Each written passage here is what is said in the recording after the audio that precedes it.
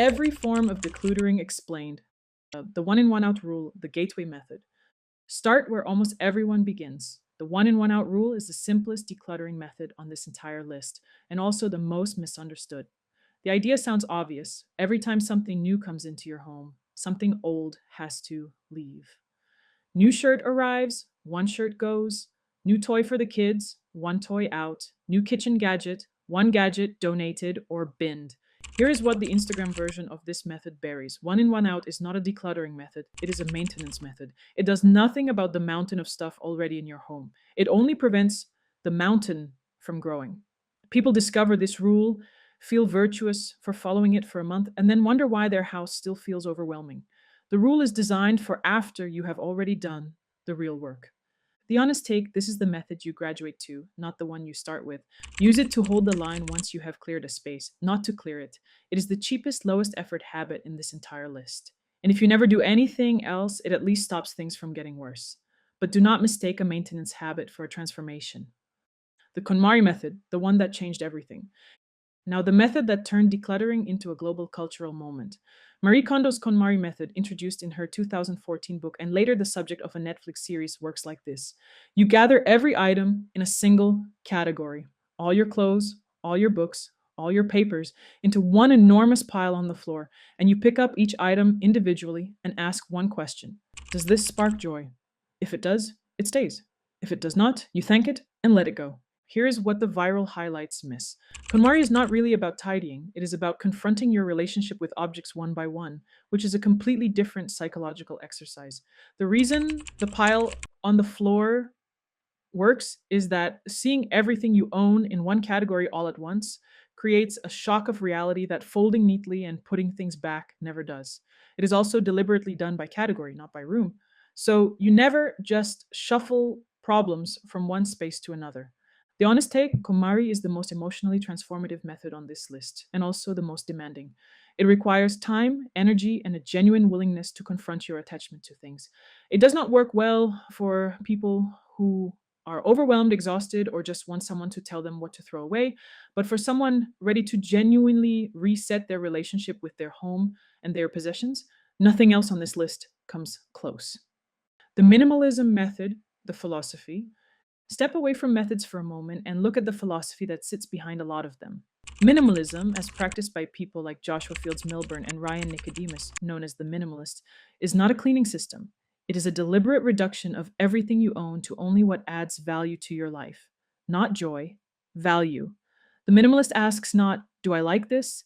But does this serve the life I am actually trying to live? Here's the part the aesthetic Instagram accounts conveniently leave out. Minimalism as a philosophy is not about white walls and 10 possessions. That is minimalism as an aesthetic, which is something else entirely. Real minimalism is about intentionality, which means it looks completely different in a family home with 3 children than it does in a single person's studio flat. A parent who practices minimalism might own hundreds of things and look nothing like the curated feeds. They just own nothing they do not use, love, or need. The honest take, minimalism is the most misrepresented method on this list because it has been hijacked by aesthetics. The philosophy itself is genuinely powerful and has nothing to do with having fewer things than your neighbors. If you strip away the visual branding, what you are left with is a single useful question. Does this serve the life I want? And that question is one of the best decluttering tools that exists. But it is a mindset shift, not a method. And it works slowly over years, not in a weekend. The 2020 rule, the permission slip. This one is small, but it removes one of the biggest psychological blocks in all of decluttering. The 2020 rule, popularized by the minimalists, is this: if an item can be replaced in under 20 minutes for under $20, let it go. Stop keeping things out of fear that you might need them someday. If someday arrives and you do need it, you can get it back quickly and cheaply. Here's the thing about fear based keeping: a significant proportion of the things people refuse to release are not sentimental, not expensive, and not hard to replace. They are kept purely because of a vague anxiety. What if I need this someday? That almost never comes true. The 2020 rule is essentially a permission slip to stop letting hypothetical future needs hold hostage the clarity you could have in your actual present life. The honest take, this is one of the most practically useful rules on this entire list. Not because it is sophisticated, but because it directly attacks the most common reason people do not declutter: fear. It works best for the drawer full of miscellaneous cables, the spare parts to things you no longer own, the kitchen gadgets used twice in 5 years.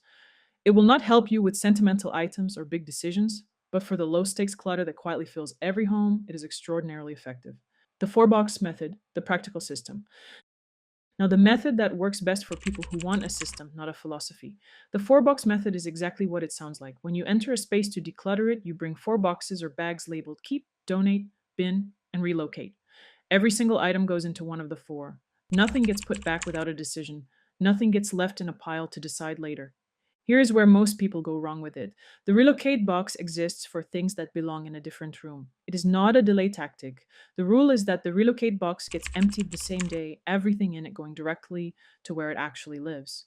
If you use relocate as a soft version of keep, you have simply moved clutter from one room to another and called it decluttering, which is exactly as useful as it sounds.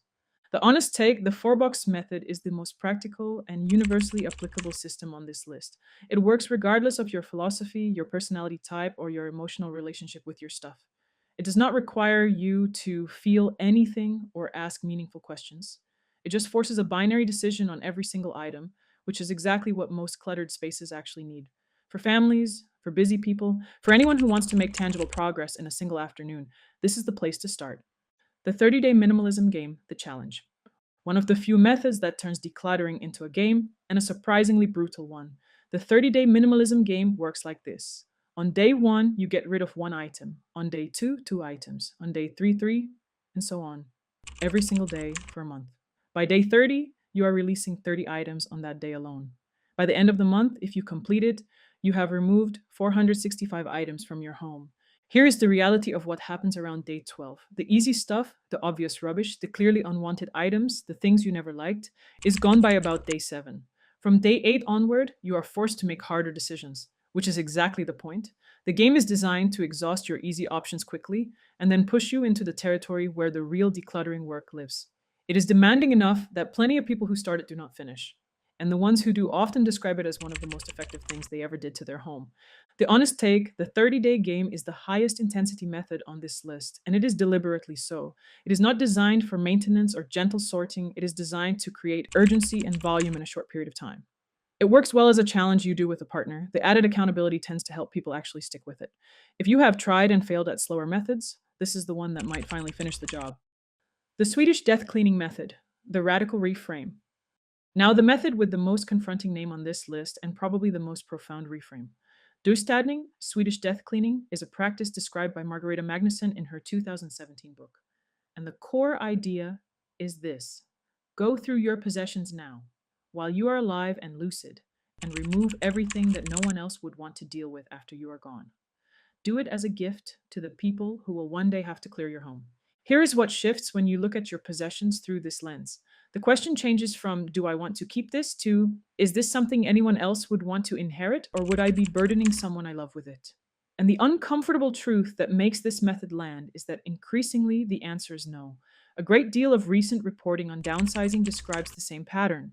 Older generations assume their children want the furniture, the china, the collections they spent a lifetime building, and discover that they simply do not. Hoarding disorder sits at the extreme end of this, affecting an estimated 1 in 40 people. But you do not need a disorder to leave behind a home that becomes a burden. Most people simply never decide, and so the deciding falls to someone else, usually during grief. Seen through the death cleaning lens, old magazines, duplicate kitchen equipment, and boxes of miscellaneous papers become obvious decisions immediately, while the genuinely meaningful things get the space they deserve. The honest take? Swedish death cleaning sounds morbid, and it is intentionally. The confrontation with your own mortality is not incidental to the method, it is the method. For people in midlife or beyond, it is the single most clarifying framework on this list because it strips away the self justification that keeps most clutter in place. It is also quietly one of the most loving things you can do for your family. You do not have to be elderly to use it, you just have to be honest. The digital declutter, the one everyone ignores. The category almost no decluttering book covers, and the one that has quietly become the most overwhelming accumulation in most people's lives. Digital decluttering means tackling your inbox, your photo library, your files, your apps, your subscriptions, your desktop, your downloads folder, and the cloud storage you are paying for every month to store things you have not opened in 3 years.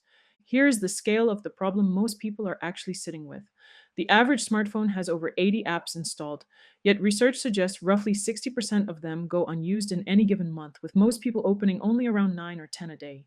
On top of that, many people are carrying thousands of photos they have never gone back through, duplicates, blurry shots, and screenshots of things they no longer remember.